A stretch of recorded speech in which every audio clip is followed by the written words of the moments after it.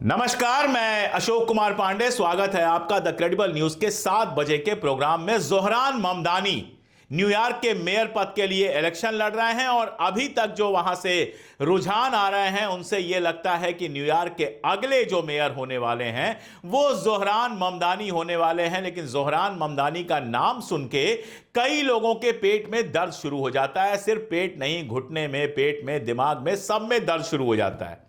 इनमें सबसे ऊपर है इजराइल के अंधे समर्थक और उनके साथ साथ हैं इस्लामोफोब।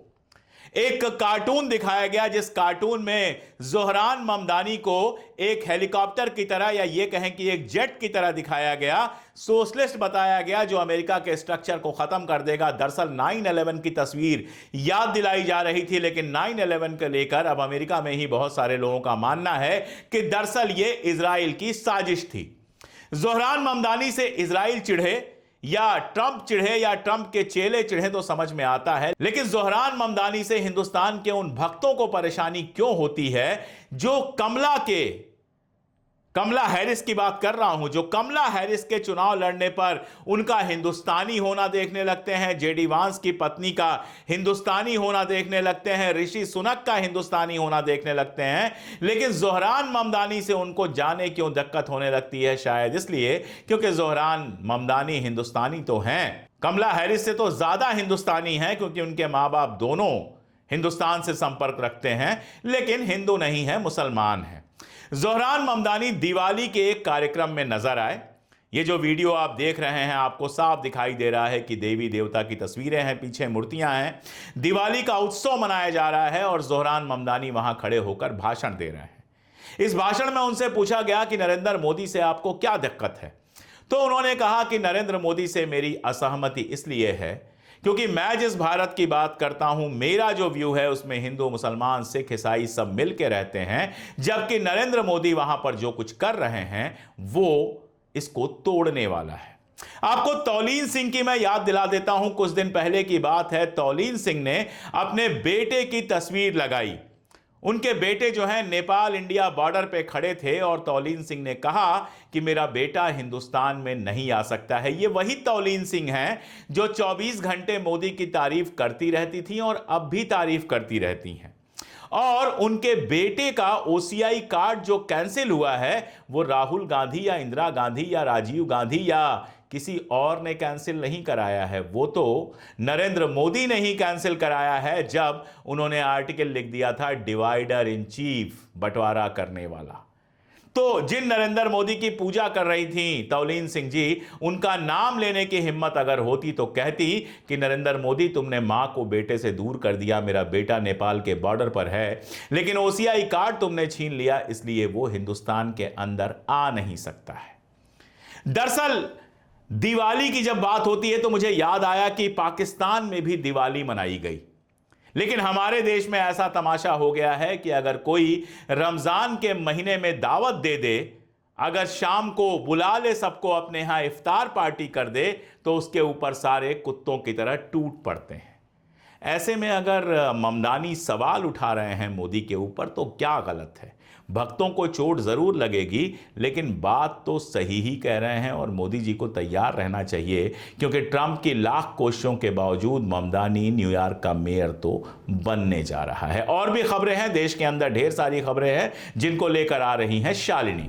आप देख रहे हैं आज की खास खबरें एट 7 PM। आज हम अपने कार्यक्रम में देश विदेश के इन खबरों में जानेंगे, यूपी एमपी में दलित अत्याचार पर कब बोलेंगे बीजेपी मुख्यमंत्री? क्या पीएम मोदी की जनधन योजना बंद होने की कगार पर आई? क्या बिहार महागठबंधन में सीट बंटवारे पर सस्पेंस हुआ खत्म? अमेरिका में फूड डिलीवरी करने पर क्यों मजबूर हुए सरकारी कर्मचारी? क्या तालिबान को मान्यता देगा भारत? अब वक्त इन बड़ी खबरों को परखने का। यूपी एमपी में दलित अत्याचार पर कब बोलेंगे बीजेपी मुख्यमंत्री? उत्तर प्रदेश के लखनऊ और मध्य प्रदेश के भिंड से दलितों के साथ अमानवीयता की 2 भयानक परेशान करने वाली घटनाएं सामने आई, जिसने देश की राजनीति को गरमा दिया है। लखनऊ के काकोरी क्षेत्र में एक 60 साल के दलित बुजुर्ग रामपाल को सोमवार शाम शीतला माता मंदिर के पास उस समय दर्दनाक यातना दी गई जब खांसी के दौरे के कारण उनसे गलती से मंदिर से महज 40 मीटर दूर पेशाब निकल गए। आरोपी स्वामीकांत उर्फ पम्मू ने उन्हें न केवल जाति सूचक गालियां दी बल्कि उन्हें फर्श पर गिरा पेशाब चाटने के लिए मजबूर कर दिया। रामपाल के पोते की शिकायत के बाद पुलिस ने तुरंत आरोपियों को SC/ST एक्ट और भारतीय न्याय संहिता के विभिन्न धाराओं के तहत गिरफ्तार तो कर लिया, लेकिन सबसे बड़ा सवाल यहाँ ये उठता है कि योगी राज में ऐसी घटनाएं लगातार क्यों हो रही हैं और ऐसी घटनाओं को अंजाम देने वालों को कब सजा दी जाएगी। वहीं इस घटना पर सपा प्रमुख अखिलेश यादव और कांग्रेस ने बीजेपी सरकार पर तीखा हमला बोला, इसे मानवता पर कलंक बताया। दूसरी ओर मध्य प्रदेश के भिंड जिले में 25 साल के दलित युवक ज्ञान सिंह जाटव ने आरोप लगाया कि उसके पूर्व मालिक सोनू बरुआ और 2 अन्य साथियों ने उसे ग्वालियर से अगवा कर लिया और ज्ञान सिंह को गाड़ी चलाने का काम छोड़ने की सजा देने के लिए उसे SUV में बिठाकर भिंड लाया गया, जहां उसे बेरहमी से पीटा गया और जबरदस्ती बोतल में भरा शराब पिलाया गया। बाद में उन्हें लोहे की जंजीर से बांधकर बेइज्जत किया गया। पुलिस ने तीनों आरोपियों को SC/ST एक्ट और अन्य धाराओं में गिरफ्तार कर लिया। ये घटनाएं मध्य प्रदेश में हाल ही में कटनी और उज्जैन में हुई दलित अत्याचार की घटनाओं के बाद सामने आ रही हैं, जो ये साफ तौर पर दर्शाती है कि दलितों के खिलाफ अपराधों में वृद्धि हो रही है, जिस पर सरकार की कार्रवाई पर विपक्षी दल अब सवाल उठा रहे हैं। और साथ ही साथ में ये बड़ा सवाल भी उठ रहा है कि आखिर में इन प्रदेशों के मुख्यमंत्री इन घटनाओं पर कब कुछ कहेंगे और दोषियों के खिलाफ सख्त कार्रवाई करेंगे। क्या पीएम मोदी की जनधन योजना बंद होने की कगार पर आई? हाल फिलहाल में पीएम मोदी ने जनधन योजना के 11 साल पूरे होने पर लोगों को इसके लिए बधाई दी और साथ ही में कहा कि इसने लोगों को अपना भाग्य खुद लिखने की शक्ति दी। इस योजना को लेकर पीएम मोदी ने अपना और अपनी सरकार का कंधा भी थपथपाया था, लेकिन अब इस योजना से जुड़ी एक बहुत ही महत्वपूर्ण रिपोर्ट जो है वो सामने आई है। केंद्र सरकार की महत्वपूर्ण प्रधानमंत्री जनधन योजना के तहत खोले गए खातों में लोगों की एक्टिवनेस लगातार घट रही है, यानी लोग इसका इस्तेमाल नहीं कर रहे हैं, जिसका खुलासा इस नई रिपोर्ट में हुआ है। रिपोर्ट के मुताबिक सार्वजनिक क्षेत्र के बैंकों यानी सरकारी बैंकों में निष्क्रिय जनधन खातों की संख्या पिछले 1 साल में 21% से बढ़कर 26% हो गई है। सितंबर 2025 के अंत तक कुल 55 करोड़ 45 लाख जनधन खातों में लगभग 14 करोड़ 28 लाख खाते इनएक्टिव हो गए हैं, यानी निष्क्रिय हो गए हैं। भारतीय रिजर्व बैंक के दिशा निर्देशों के अनुसार कोई भी बचत खाता जिसमें 2 साल से ज्यादा समय तक कोई लेन देन नहीं होता उसे इनएक्टिव मान लिया जाता है। कुछ प्रमुख बैंकों में निष्क्रिय खातों की हिस्सेदारी काफी ज्यादा है, जैसे यूनियन बैंक ऑफ इंडिया में 33% और बैंक ऑफ इंडिया में 32%, यहाँ तक कि स्टेट बैंक ऑफ इंडिया में ये संख्या 1 साल में 19% से बढ़कर 25% हो गई है। यह स्थिति सरकार की वित्तीय समावेशन यानी फाइनेंशियल इंक्लूजन के लक्ष्यों के लिए चिंताजनक है, खासकर तब जब इस योजना का उद्देश्य गरीब और आम लोगों तक बैंकिंग, बीमा और अन्य फाइनेंशियल सुविधाओं को किफायती तरीके से पहुंचाना था। हालांकि डुप्लीकेट और गैर सक्रिय खातों को कम करने के लिए बैंकों ने इस साल अप्रैल में 15 लाख शून्य बैलेंस वाले निष्क्रिय खातों को भी बंद कर दिया था। क्या महागठबंधन में बन गई सीट बंटवारे पर बात? बिहार विधानसभा चुनाव में सीट बंटवारे को लेकर महागठबंधन में बिगड़ी बात अब बनती नजर आ रही है। आज दिग्गज कांग्रेस नेता राजस्थान के पूर्व सीएम अशोक गहलोत ने लालू यादव और तेजस्वी यादव से मुलाकात की, जहां तमाम गिले शिकवे दूर कर लिए गए। बातचीत का नतीजा बेहद सकारात्मक फिलहाल तो नजर आ रहा है। माना जा रहा है कि दोनों दलों के बीच सीट शेयरिंग और सीएम फेस पर सहमति बन गई है। बिहार चुनाव के लिए कांग्रेस के पर्यवेक्षक अशोक गहलोत ने आज पटना के 10 सर्कुलर रोड स्थित राबड़ी आवास जाकर लालू परिवार से मुलाकात की। बातचीत के दौरान आरजेडी अध्यक्ष लालू यादव, पूर्व सीएम राबड़ी देवी और नेता प्रतिपक्ष तेजस्वी यादव भी वहां मौजूद थे। वहां से निकलने के बाद अशोक गहलोत ने मीडिया को क्या कुछ कहा, जरा सुनिए। भाई अच्छी बात हो गई है, कल प्रेस कॉन्फ्रेंस है, उसके अंदर तमाम क्लैरिटी रहेगी, जहाँ कन्फ्यूजन है वो समाप्त हो जाएगा। पूरा महागठबंधन एकजुट होकर चुनाव मैदान में उतर रहा है। पूरा थोड़ा एक कन्फ्यूजन पैदा कर दिया गया, वो दम नहीं है। 243 सीटें हैं बिहार में, अब 243 सीटों में 5-10 सीटों में तो लोकल इश्यू भी होते हैं, कैंडिडेट का परसेप्शन भी होता है और फ्रेंडली फाइट हो सकती है, भाई कोई दिक्कत नहीं।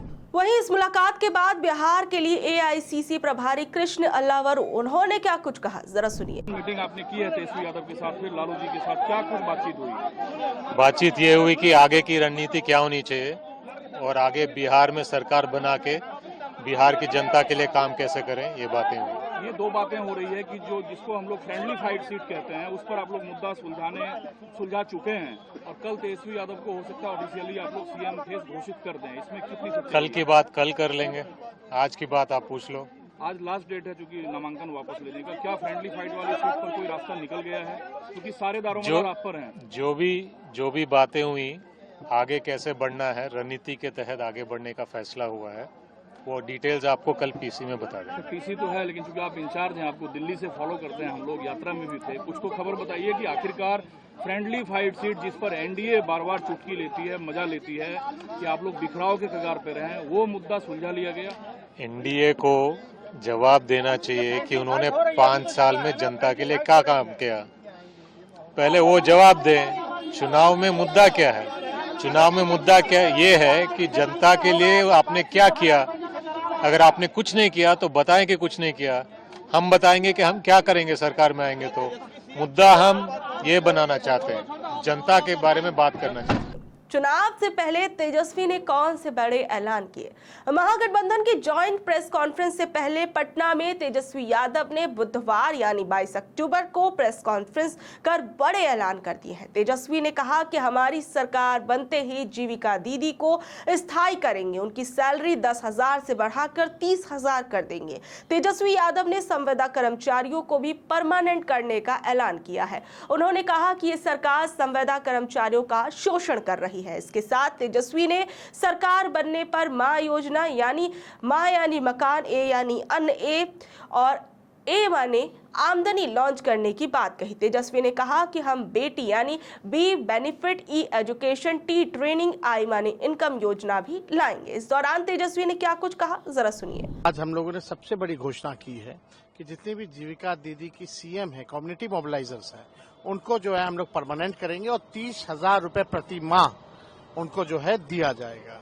और यही नहीं, जितनी भी जीविका दीदियां हैं जो लोन ली है, इंटरेस्ट जो उनका है, उस इंटरेस्ट को भी जो है हम लोग माफ करेंगे और 5 लाख रुपए तक का बीमा जो है जीविका दीदियों का हम लोग कराने का काम करेंगे।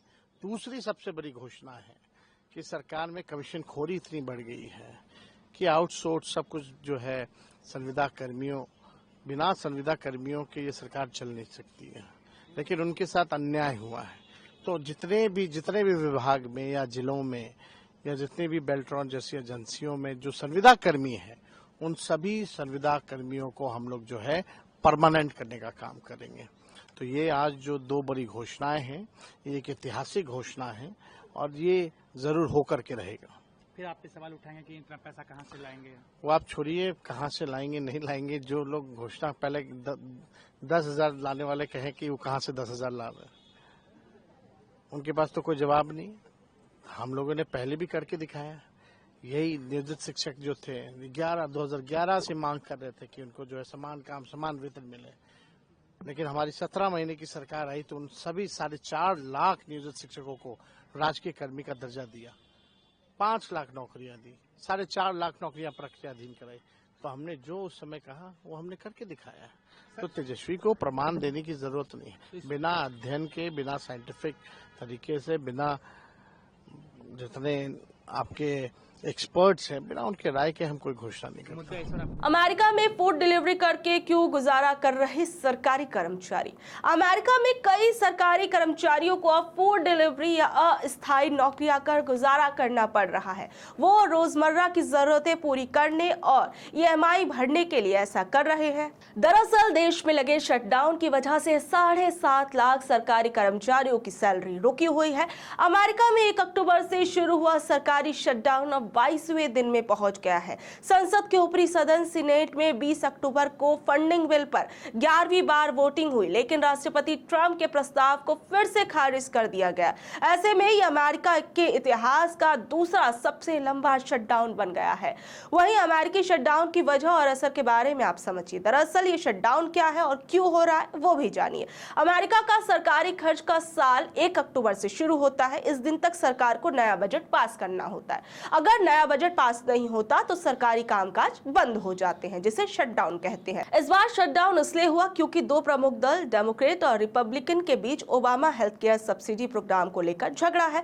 डेमोक्रेट स्वास्थ्य बीमा की सब्सिडी बढ़ाना चाहते हैं, जबकि रिपब्लिकन को डर है कि इससे सरकारी खर्च बहुत बढ़ जाएगा। सबसे ज्यादा बुरा असर अब किस पर पड़ेगा? शटडाउन का सबसे बुरा असर एयर ट्रैफिक कंट्रोलर पर पड़ रहा है। ये जरूरी कर्मचारी हैं, इसलिए 1 अक्टूबर से शटडाउन होने के बावजूद इन्हें लगातार काम करना पड़ रहा है, लेकिन इन्हें वेतन नहीं मिल रहा। सैलरी रुकने के कारण हजारों कंट्रोलर अपनी जरूरत को पूरा करने के लिए उबर चला रहे, खाना डिलीवरी कर रहे हैं, यहाँ तक कि रेस्टोरेंट्स में भी काम कर रहे हैं।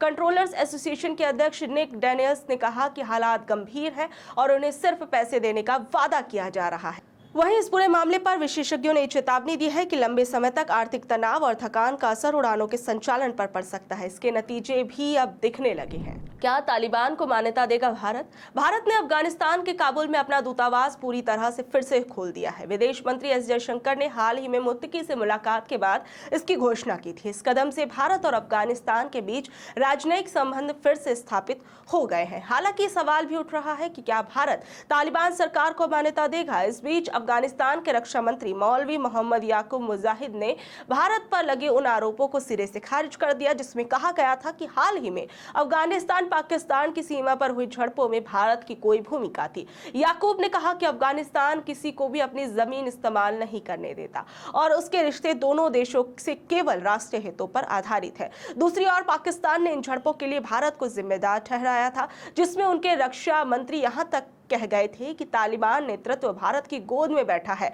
इसका जवाब देते हुए भारत ने पाकिस्तान की आंतरिक विफलताओं के लिए पड़ोसियों को दोष देने की पुरानी आदत बताया और इसकी आलोचना। इसके बावजूद पाकिस्तान के आर्मी चीफ आसिम मुनीर ने 18 अक्टूबर को भारत पर आतंक फैलाने का आरोप लगाया था और भड़काऊ बयानबाजी करते हुए चेतावनी दी थी कि पाकिस्तान के पास ऐसे हथियार हैं जो कभी भी हमला कर सकते हैं और भारत की बड़े होने की गलतफहमी जल्द खत्म हो जाएगी।